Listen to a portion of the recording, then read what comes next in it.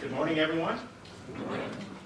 Benita, as you mentioned, and I have been friends for many years, so she knows that I'm out of session at the moment and that I'm retired, and the only person that could get me up at this hour and put on a coat and a tie was Benita Dodd. So,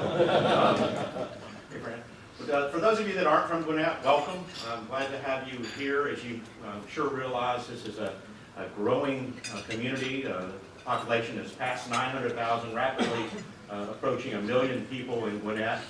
And with that growth comes many challenges and changes. I first became involved with Georgia Public Policy Foundation in about 1996 or 1997. They're the go-to source for fact-based, free market information on the biggest issues facing our communities, whether that be taxation or transportation, healthcare, and education. And they've been a wonderful source for me throughout my public life. I served as a council member, a mayor, and for the past 8 years at the legislature.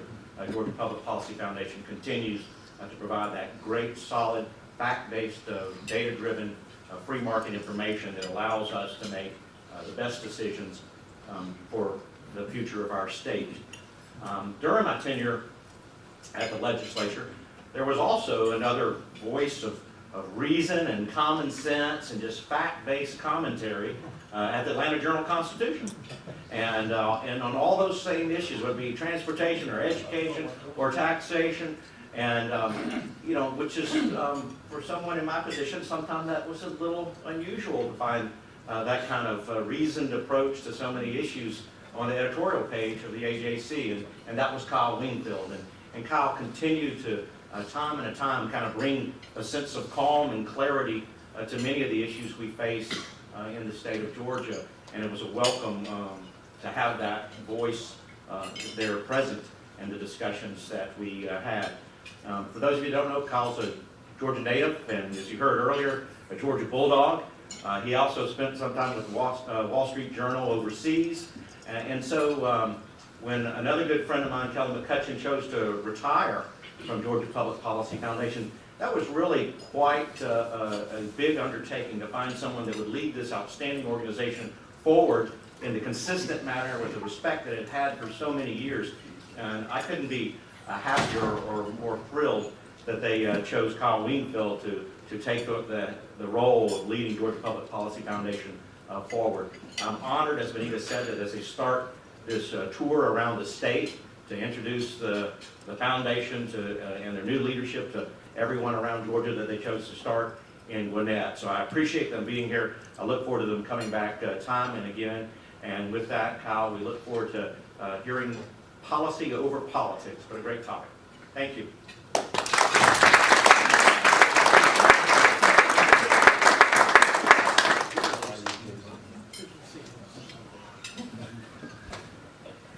Thank you, Brett, for being here and for that very warm welcome and those kind words. When we're looking for a place to come on this tour, and I do want to make it clear this is not a one-off. We will be back. But when we started thinking about that, and we thought about Gwinnett, and we started thinking about, okay, who's one of our longtime friends who would really be a great person to be involved in this, to give us a little credibility around here. We knew we wouldn't have to look too far, and we would find you're a true friend of ours, and the principles we hold dear, and so we just appreciate your friendship very much. So I want to do a few things today. Because I'm new to the Georgia Public Policy Foundation, I want to tell you a little bit about myself and why I joined this organization. Because it's been a long time since the foundation held an event here in Gwinnett, so it's a review to a lot of people, as we saw with the hands raised earlier. I want to tell you a little bit about who we are and what we do, our history, our mission, and our values. And then because holding events in a place like Gwinnett seems like the kind of thing the Georgia Public Policy Foundation ought to be doing and should be doing into the future, I want to tell you a little bit about our plans for the future. As you can see from your bio, or my bio on your program, I am a Georgia native. In fact, I'm a 9th generation Georgian. My family's presence in the state dates back to 1784, a year before my alma mater's presence in this state. So this is my home. I've lived in Dalton, Athens, and Atlanta, plus about 10 months in Cartersville, 5 summers at a camp near Rome, and an internship one summer in Augusta. So I have the state covered pretty well east to west, if not exactly north to south. I've also lived in foreign lands with strange customs, very different from ours.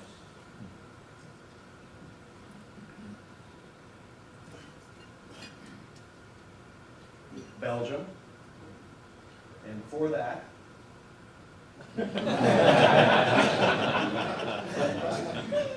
that one's for Mike Dudgeon,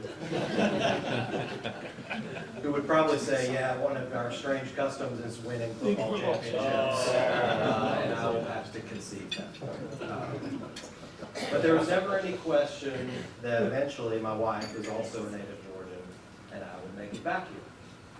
And it's been almost 9.5 years since we returned, for good. Of course, it was a different career, journalism, that both took me away from Georgia and brought me back. I've been asked before how I came to be a conservative thinker in a left-leaning industry. So allow me to explain myself. The short answer for how I got into journalism is that as a middle schooler, I wanted to be a sportscaster.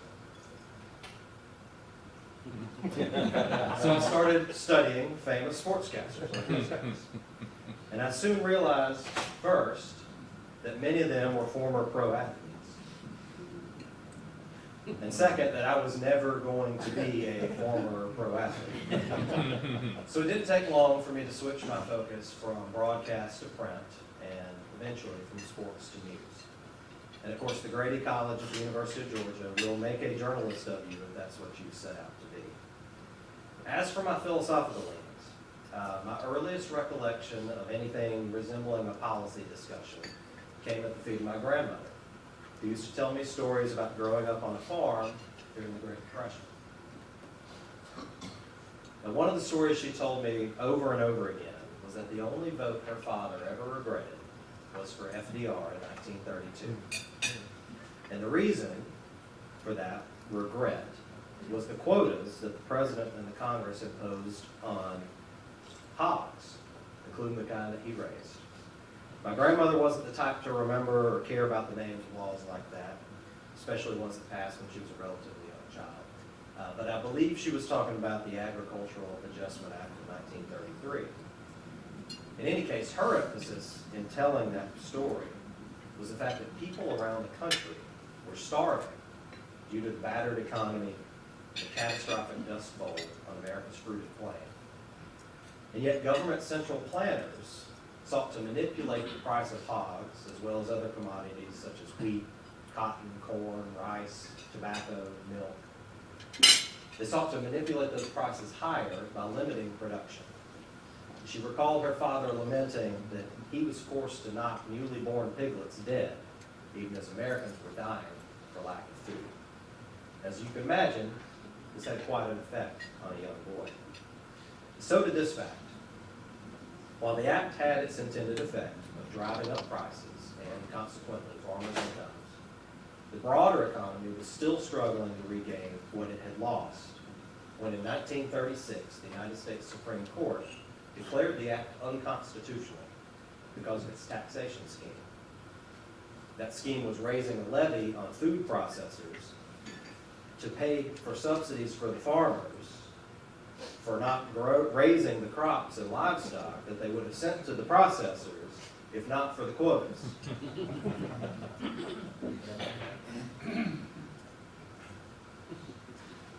That's had an enduring effect on me as an adult.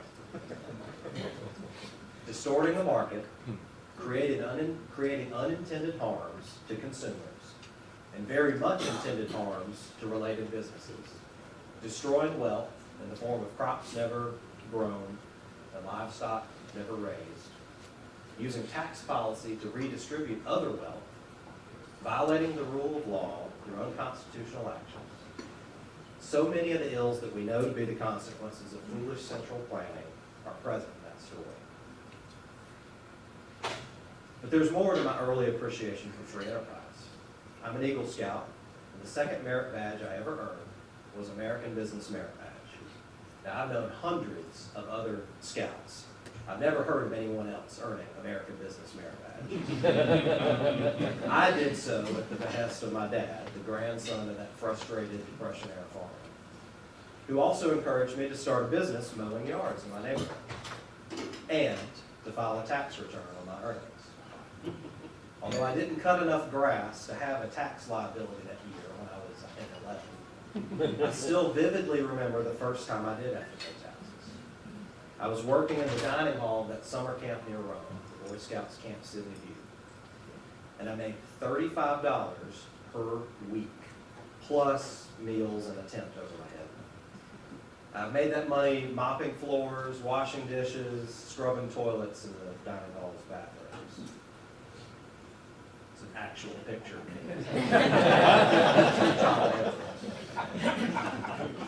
So you can imagine the surprise on my face when I get my first check, and the amount was not $35, $32.32. I'll never forget the number, because of something called FICA. Yep, the 15-year-old floor mopper slash dishwasher slash toilet scrubber was a taxpayer. If there was ever any semblance of a liberal inside me, it was mugged by reality. All of that contributed to my rudimentary education in the importance of free markets, limited government, and personal responsibility.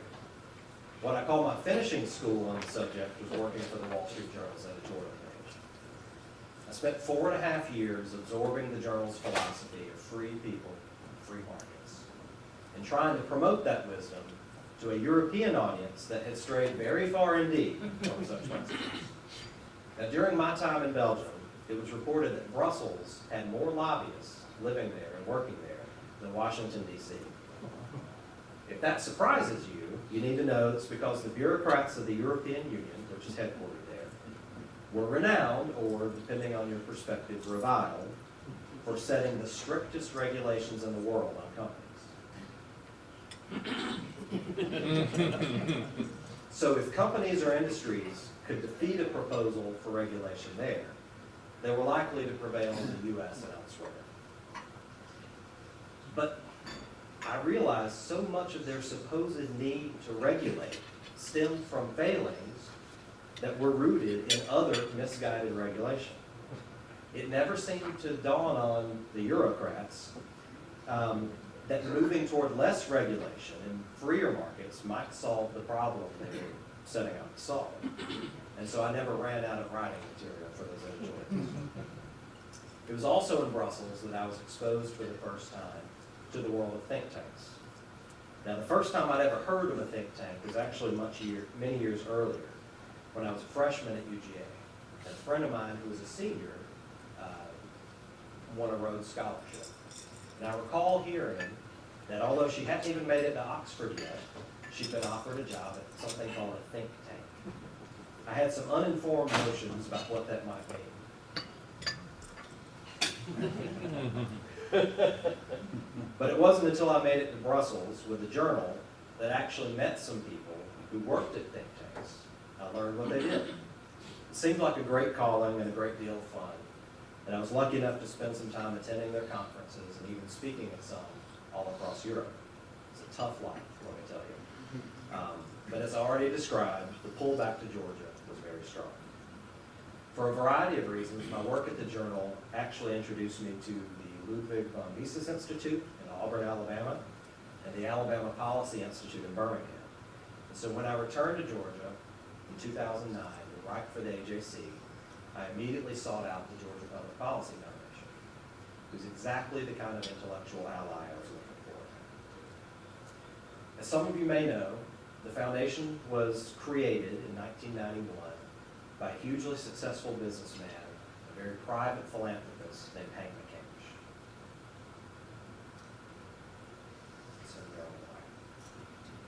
The idea was to tell the other side of the story in Georgia, and specifically at the state capitol, That other side of the story was that there were good, data-driven reasons to promote policies of free enterprise, limited government, and personal responsibility. Now, Mr. McCamish gave us 3 rules. Get your facts right, number 1. Number 2, don't make any personal attacks. And number 3, stick to economic issues, not social issues. That's how we've tried to go about our business for the past 27 years. And that's how we'll continue to operate going forward. We have a small staff. All 3 of us are here this morning. Because we don't employ the subject matter experts who do our research. But rather, we work with experts in Georgia's colleges and universities, like Dr. Eric Warren, one of our senior fellows here. Experts in industry, and experts at national think tanks. That keeps us nimble and flexible as different issues rise and fall in importance here in Georgia. We are nonpartisan. Although we have our core beliefs about what constitutes good policy, we're eager to work with anyone to achieve it, whether they're a member of the Democratic Party, the Republican Party, the Libertarian Party, or any other party. It's not exactly how it looks in office. In fact, when reporters ask us how we prefer to be described, or our organization, and they don't always ask, but the truth is libertarian with a small L is probably better than conservative, if only because conservative sort of connotes that we work on a full spectrum of issues, including social issues. But really, we prefer to be known by more than a one-word label.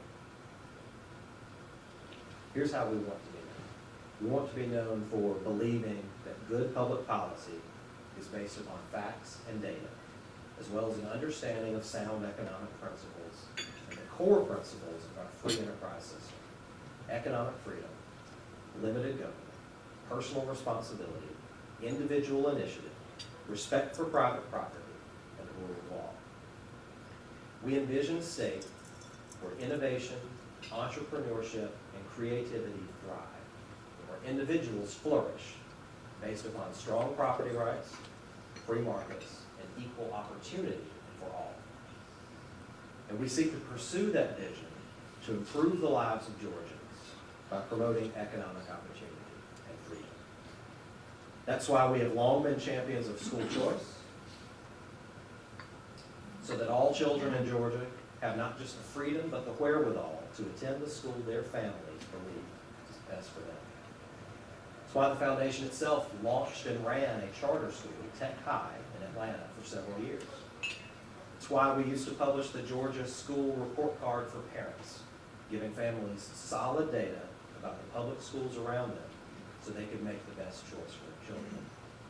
It's why we love to highlight innovation going on in public schools, such as Junior Achievement's 3DE program, which we will feature in our upcoming Georgia Legislative Policy Forum on Friday, September 7th, which Benita referred to earlier.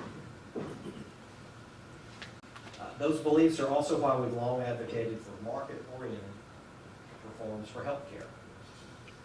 The way to help more Georgians take charge of their health care and get access to the services they need is not to add them to the roles of government programs, but to let the same kind of innovation, creativity, and competition that has enhanced so many other areas of our lives go to work in healthcare as well. Now, government is so enmeshed in this market that we will have to be thoughtful and deliberate about extricating it, because problems that take decades to create are rarely solved overnight. Now, many government mandates in one area of healthcare complicate our best intention efforts to reform other areas. So these are all reasons why the Foundation supports the pursuit of a Medicaid waiver, along with reforms to the private insurance markets. In simplified terms, we believe such changes would help stop the vicious cycle that imperils our healthcare system, and instead create a virtuous cycle that provides real access to care for more Georgians, increasingly through private plans, while reducing uncompensated care for providers, which should create room for further market-oriented reforms, all of which should bring down the cost of private insurance and keep that good cycle going. Reforming Georgia's Certificate of Need laws and navigating the federal bureaucracy to get the green light for the changes our state needs to make to healthcare more generally will also be a big part of that policy for next month. Our beliefs and vision also explain why we support sound investments in transportation that reflect the needs and behaviors of Georgians while keeping an eye on the disruptive changes that technology is bringing. It's why we are among the first proponents of dynamic priced tolling in Georgia.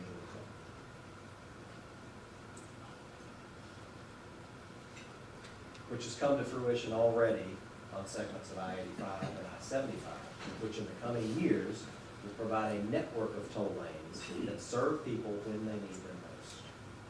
It's why we back the expansion of transit in the places and ways it will serve the most people in the most economically efficient method, such as the bus rapid transit lines planned on Georgia 400 and elsewhere.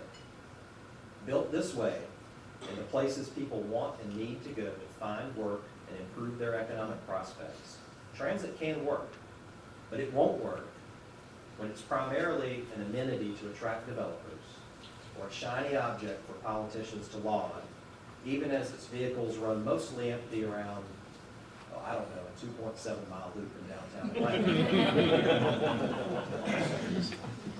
It's why we look to the rapidly developing technology of autonomous vehicles as the building blocks for the 21st century transportation system we need, not the 20th or even 19th century system we don't. We were also among the first Georgians on the center-right side of the spectrum to tout the wisdom of reforming our criminal justice system. We promote that so that we can reduce recidivism among those who have paid their debts to society, so that we can help better their lives and productivity with all the positive impacts that has on their families and communities, so that we can help more Georgians, both those who have committed crimes and their families, realize their full potential as human beings, and so that we can prevent precious tax dollars from being spent building prisons to be filled with people who don't really need to be housed in them. That's why we recognize that despite the substantial amount of truly admirable success of this front that Georgia has enjoyed under the leadership of this governor, Nathan Deal, there is still much more work to be done. And those of you who attend our policy forum next month will hear more on this topic as well. If you haven't noticed the theme here, it's that you need to show up on September 2nd. Our desire for economic opportunity also undergirds our approach to taxation and regulation. Too much of either will slay the animal spirits of Georgia's entrepreneurs and ultimately make our state less than its traditional role as the home of big dreamers.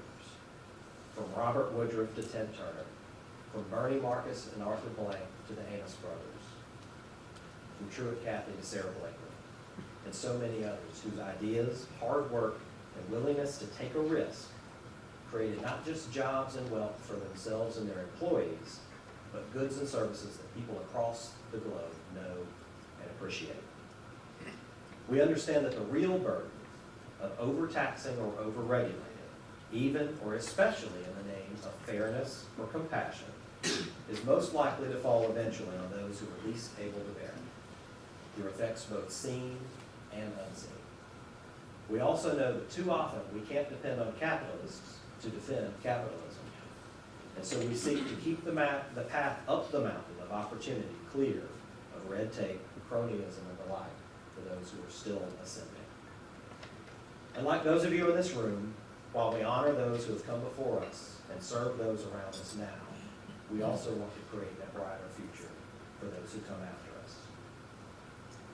How to go about doing that is top of mind for us at the foundation right now. We have, as I described, a long and proud legacy upon which to build. But like our state more broadly, we are at an inflection point. We are determined to choose the right trajectory going forward. Setting that course is how I've spent much of my 4 months in my new role. That work is not quite finished and not ready to roll out, but I do want to give you a preview of the kinds of things you should expect from us in the very near future, beyond being in Gwinnett County and other places.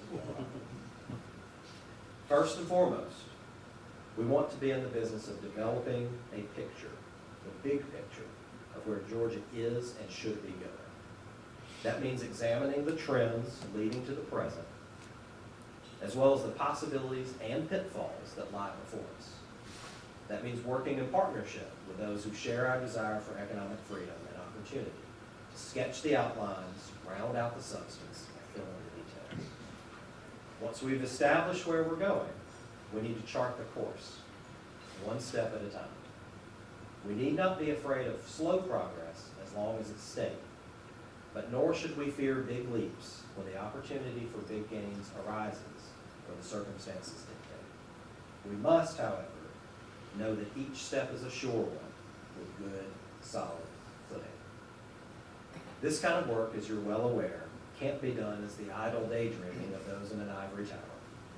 I don't know what image came to your mind the first time you heard of a think tank, but that's pretty much what I imagined the first time I heard of one. Now, this work must be done in the real world, and the real world of policy is a province in the greater world of politics. Now, you were promised a speech about policy over politics, and after 20 minutes, you're probably wondering whether anybody told me about that.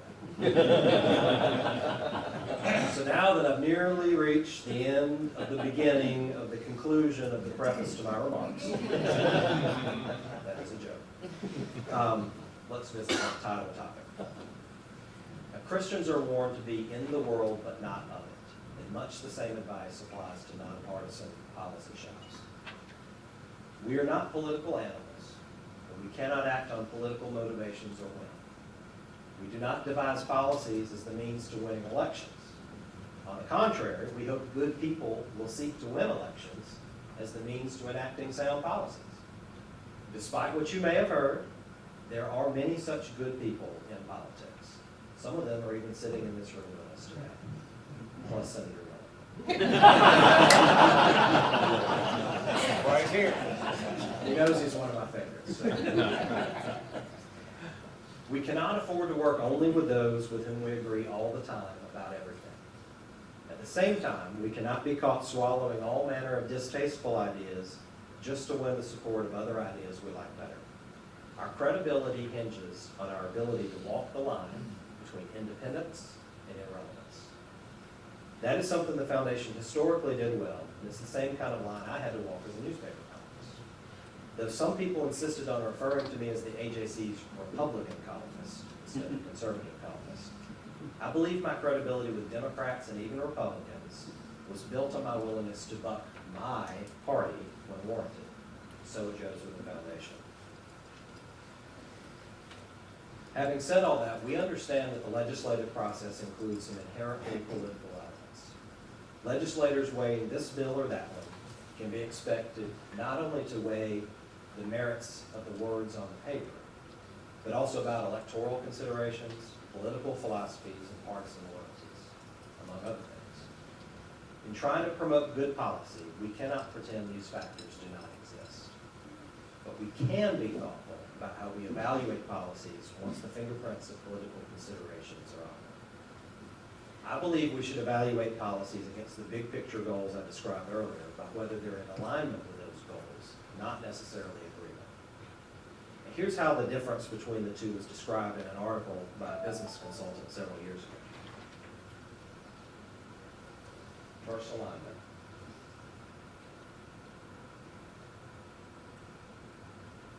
Supporting it, even if they might have done something differently, but feeling good about standing on the same side, acting together.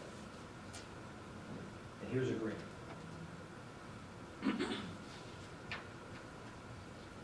Unanimity of opinion. Every person truly believing it's both their choice and the choice of the group. Now, I don't know how many of you have been around politics long enough to know that that doesn't happen very often in the legislative process. Now, you might be inclined to think another word we could use here instead of alignment would be compromise. That's not exactly what I mean.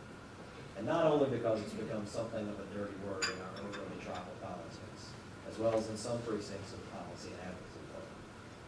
Go back to our big picture, and of course I talked about the charting for you. Let's not pretend that at any given time, there's only one big picture everyone in the policy or political world is working toward. course that's not true. So a compromise might be to say, instead of walking toward this big picture or that one, we're just going to walk right in between the two. In some cases, that might be fine. But in other instances, the practical result will be that you're simply walking toward a place no one has mapped out, along a path no one intended, with consequences no one can predict. Alignment, on the other hand, means moving toward the intended target, even if things take a few unexpected twists and turns along the way. A different path to the same place, if you would. And I think anyone who has closely watched or participated in the legislative process will see something familiar in this clip from the movie Apollo 13. Now, to set up this clip, this is the point in the movie when the astronauts are told they have to fire the engines to change the trajectory of their spacecraft.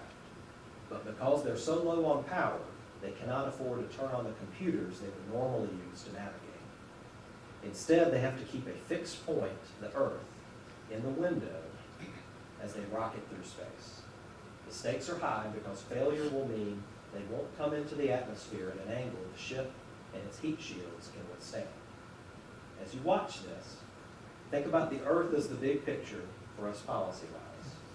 The astronauts as those closest to the legislative process. Those back home as the advocates and stakeholders watching the process of legislation they desperately want to succeed. And the ship as, well, the policy flying quickly and sometimes seemingly uncontrollably through the process. Okay, Jim, you can fire when ready. You are go for the manual burn. X plus. Button at 10 seconds. Mark. Come on, baby. One more 9, burn. 8, 7, 6, 5, 4. I'll let you go. 2, 1. Ignition! She's burning. Oh, yeah. Pass her arm off. Okay, here we go. Unit regulators on. RTSs go 10% run. Bring it around, Fredo. I'm trying, but it's dragging. 10 seconds. Alright, drop it down, Fredo. We're drifting. No, you hold what you got. I'll roll it. Back off. God, I can't get it stable. Shit, she's dancing all over the place. Come to the right a little bit. 15 seconds. She's drifting. I'm losing attitude. Okay, hold it right there. That's it. Back. No, Fredo, back. Shit, I'm losing it. 20 seconds. Bring the earth up. Forward, Fred. Come on. Forward. Shit, I lost it. Where is it? Up the front. Bring it down, Fredo. Just the nose it down. Okay, I got it. A little farther, a little farther. Damn it. That's mine. That's me. Round. A little more. Come on, baby. That's it. Hold it. Come on. Hold it. 5, Damn it. 6, Back, back. That's it. Hold it. 8, Steady. Steady. 9. Shut down.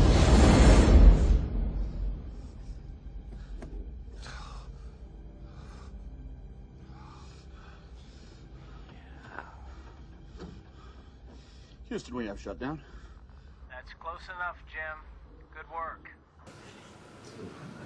I don't know about you, but at the end of that, I thought Tom Hanks was going to exclaim, "Sanida!"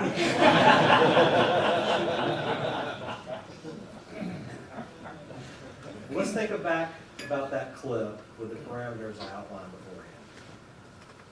Those astronauts didn't travel in a straight line, and their job wasn't easy. But because they kept the target in view and measured their success against whether they were reaching it, they managed to make true and meaningful progress toward the big picture, even if things didn't go exactly as they would have planned. The ship bobbed and rocked and at times was headed well off course, but in the end, the job was done well enough to keep everything on track.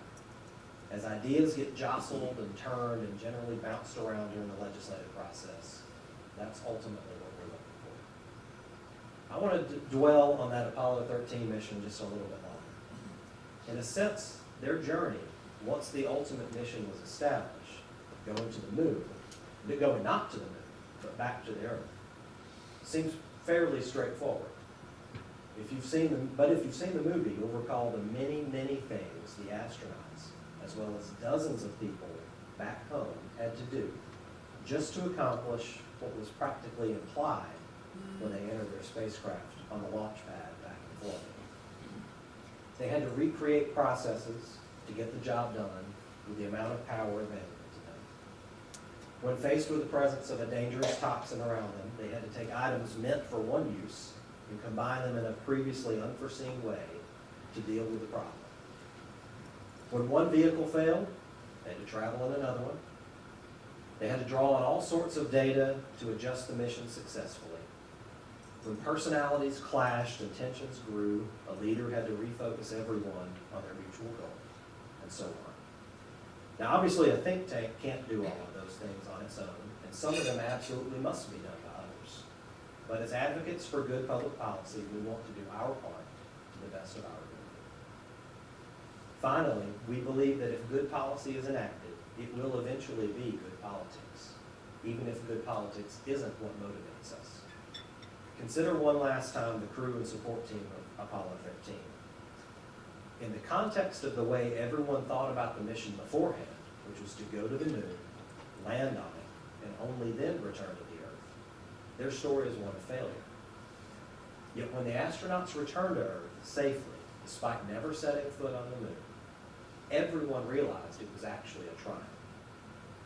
Remember the moment later in the movie when everyone at Mission Control in Houston was fretting over what could become NASA's biggest disaster. It was then that the flight director, memorably played by Ed Harris, said he believed instead it would be their finest hour.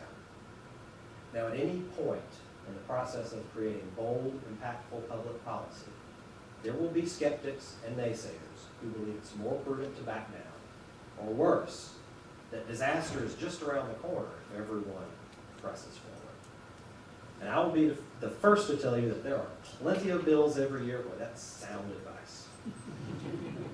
But when it comes to that big picture we're going to map out together, on those crucial issues I described earlier, education, healthcare, and the like, failure is, as Ed Harris's character also declared, not an option.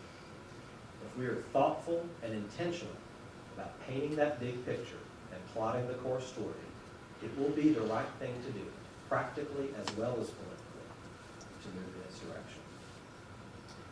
As I said earlier, we are still fine-tuning our strategic plan going forward, so I can't tell you just yet the specific ways we plan to do all of this.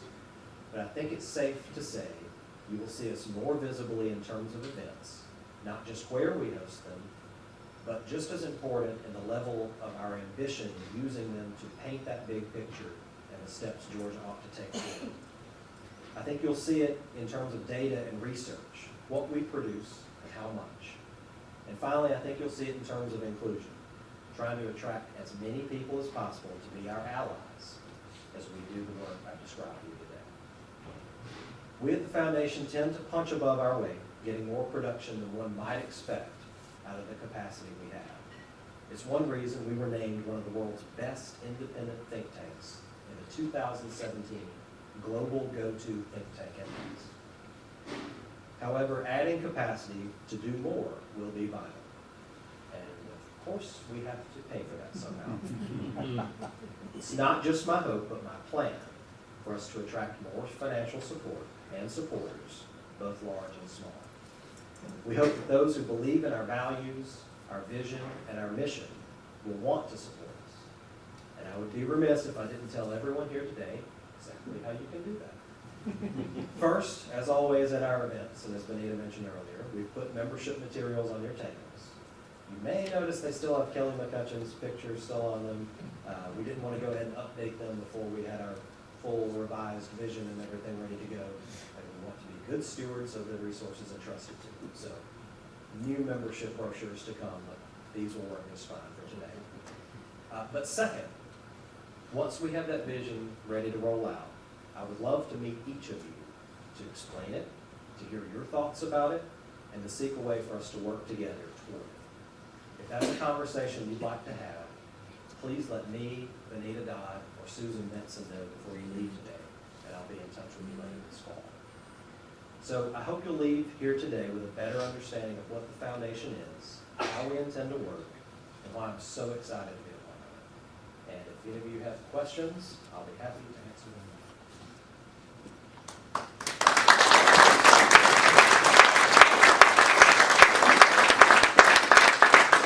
I don't think we have a mic, so you'll have to speak up.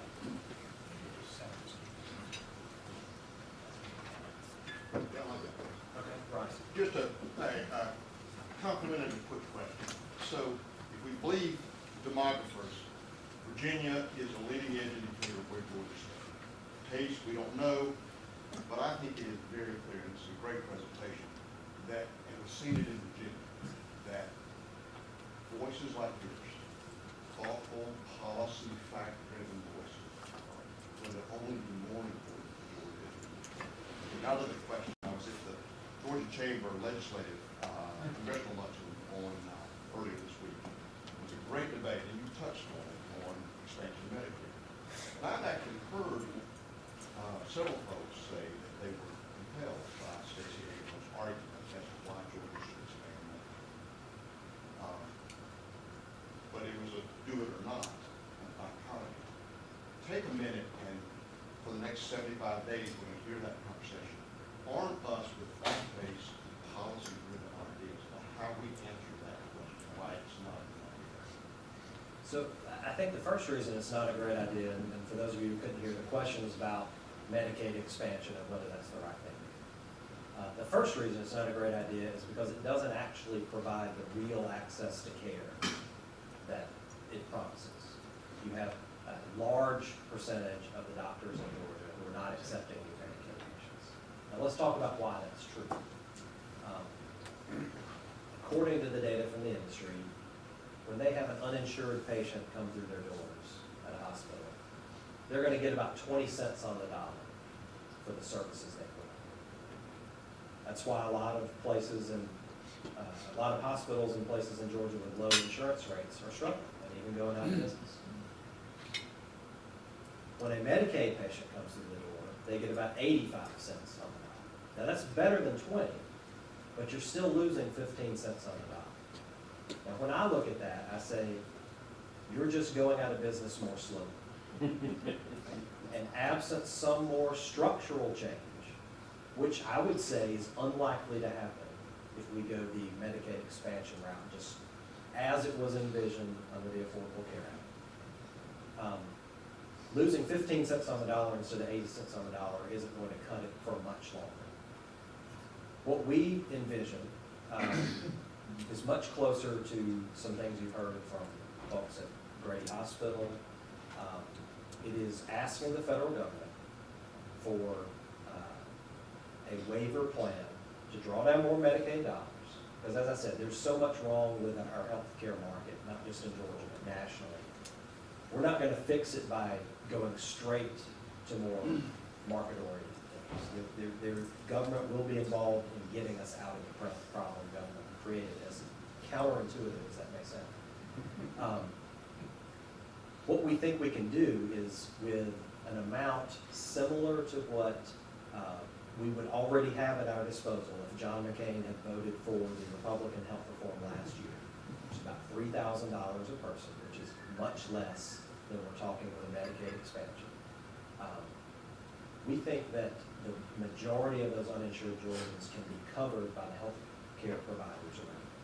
Now, exactly how that works and the details of it, there's a lot more than that very simplified explanation I just gave. But the bottom line is if we can take that, we can make some additional reforms to the private markets, the insurance, the exchanges, so that somebody might be able to take that money and maybe their employer doesn't pay for health insurance, but maybe their employer would give them $1,000 a year toward health insurance.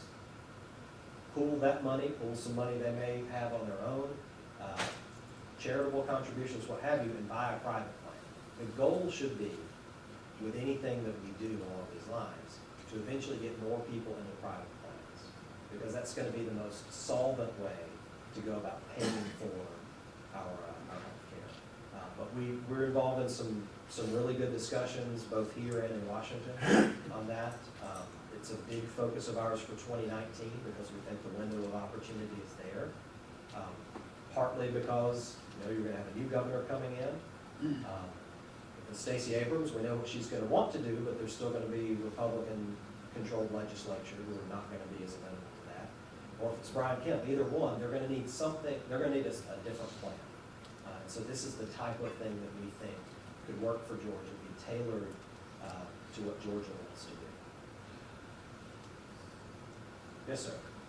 as a former journalist, especially one who ran counter to some of your coworkers from time to time, what is your general take on the rhetoric related to the press and its value or integrity or any word you want to use relative to it? Let me be very clear from the start. I think it's dangerous.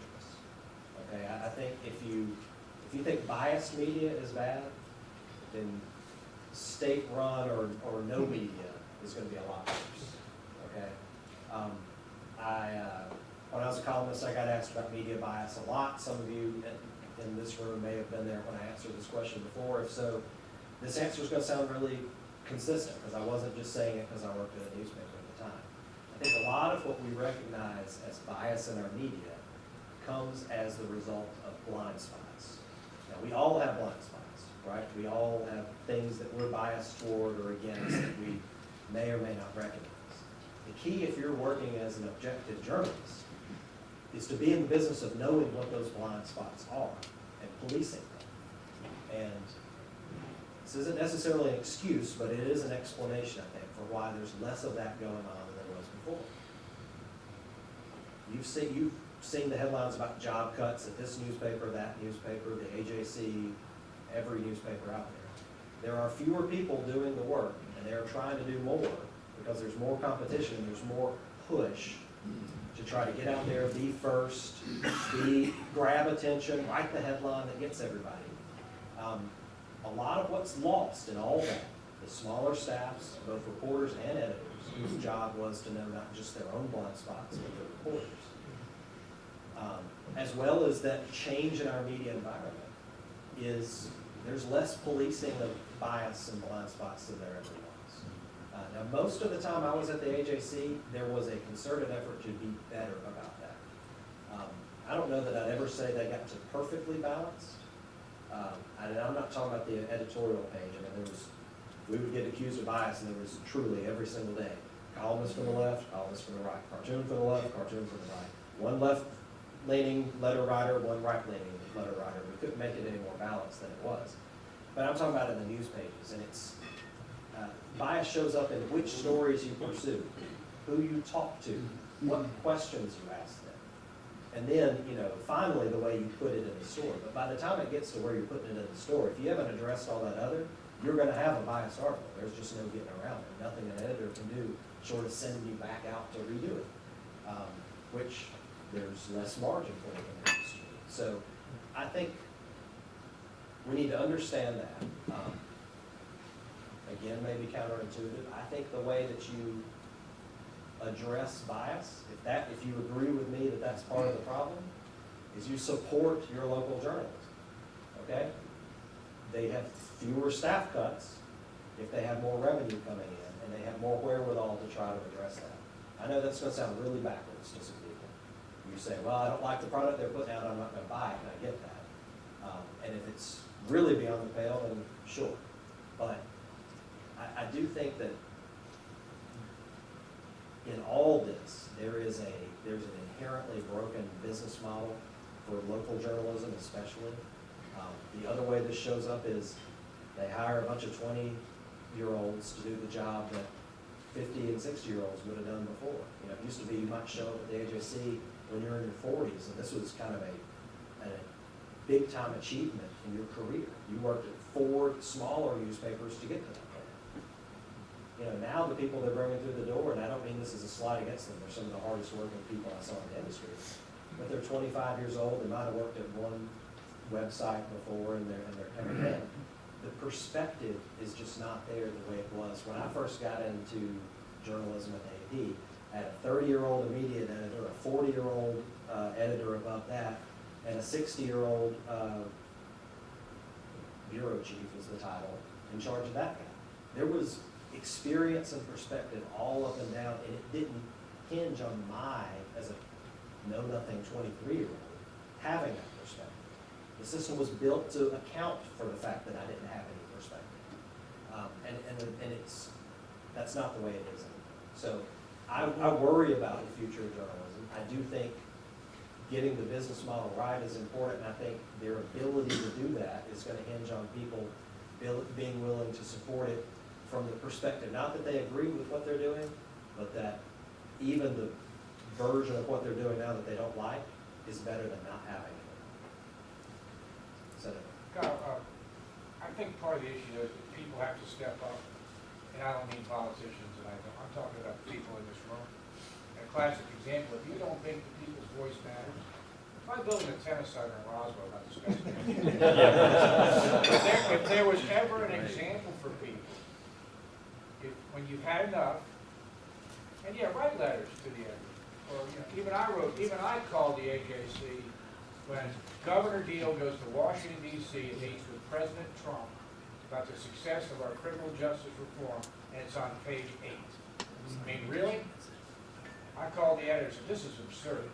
And I called Bluestein and a few other people I knew. And so, but I do think it's the general public. It's not the politician, and it's not the policy think tank. But that was the greatest thing that's happened in a long time around here.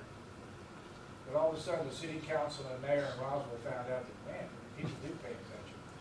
And 25,000 people in Roswell, Georgia, in our own little basket world with kids going back to school and all to playoffs and football season getting ready to start. Those people, as they say, like the Falcons would say, they rose up. Right. So again, I think that's the message that we, people like you and me, we don't say that enough. Look people in the eye and say, look, you get what you deserve sometimes if you don't get in the game. So we just watched that in an election, didn't we? Well, we have 9% turnout in the runoff for the Republican and the Democratic runoff. So was it 9% of it? it was abysmal, whatever it was. And let me clarify something I said earlier. Any particular outlet you don't like, don't subscribe to them. Find somebody you are willing to subscribe to. Okay, I'm not saying blindly pay for a product you don't like, but there's something out there that you will like, and hopefully it's not spreading fake news, because that is a real thing, although not always the way we're talking about. Yes, sir, in the front, and then behind you. I'd like to return to healthcare. And one of the premises that I think is largely ignored is the compensation of the doctors. Medicare, I've seen many Medicare bills. The charge is $300, Medicare approves $50, Medicare pays $3. And I think that's one of the issues that's not being addressed, is we're losing doctors because you can't make it on 10% or 0.10% of the charge. And all these people pushing for Medicare for all don't look at that. They think it's going to be free for everybody. Free service is not going to happen if you don't have doctors. Yeah, coverage is not the same thing as access to care. I think that is a key principle we have to understand. And one of the problems with the Affordable Care Act is that the proponents talk about all these people have insurance, but they can't use it because they can't afford the deductibles. So the hospitals are still seeing the same or more people coming to the emergency room and not paying. And I think a lot of that hasn't gotten out. Yes, sir. Hi, thank you for sponsoring this or having this event. I want to follow up with a recent op-ed that you penned regarding ranked choice voting and the impact that would have. And certainly address for a moment the different kinds of things that you're trying to do as your organization, and how there's widespread agreement that our political system is broken, that both people on both sides of the aisle agree that it's broken, and certainly a plurality of independents now believe it's broken. And what are kinds of things that you would call election reform that you would like to see start to have both sides really seriously engage, so that we can have the art of alignment or the art of compromise and start moving the ball forward? And specifically, how do you see that something like ranked choice voting, or certainly the cost per voter in a runoff is something that we could be saving if we weren't in a system like that? So that's my question. It's not an issue our foundation has historically worked on, but he alluded to the op-ed that I wrote. I do still write a weekly column for a lot of papers other than the agency. And one of the columns I wrote about after the runoff was the abysmal turnout that Senator Miller was talking about. How do we, and even if you're gonna have a runoff and the turnout's gonna be bad, the 9-week period that we have here in Georgia. South Carolina held their primary and their runoff in 2 weeks. And it's legal. It's legal because the reason we have the 9-week runoff is because a federal judge said we have to have a longer period of time to make sure our overseas voters have access to vote. The way South Carolina and some other states achieve that without taking so much time is when they send those ballots to overseas in the first place, they say rank all your preferences, and if your choice doesn't win, then we'll go to that, and that'll effectively be your runoff ballot as well. It's called instant runoff voting, ranked choice voting. There's a couple ways to talk about it. I do think that that is the kind of thing that we have to look at in Georgia as just smart government, a good way to avoid a lot of costly and time-consuming electoral fights when we could be resolving them much more quickly, much more efficiently. And frankly, if you have that, I mean, there's always a drop-off between the first round and the runoff, right? We have this idea that the runoff produces the real people's choice because there's a majority. Well, it may be a majority, but much smaller turnout. The first play, the 40% in the first round may be many more votes than 50% in the second round. So it's not an issue we spend a lot of time on in our foundation, but I do think that it's something to say about. And we're right at 9:15. Steve, I'm sorry. I know we'll get to talk soon. I just want to thank everyone one more time for being here. We do plan to be back. I hope we'll have this room at least as full next time when we come, if not more. Please tell us how we can work with you and how we can keep talking. And we will see you on September 7th. Thank you very much.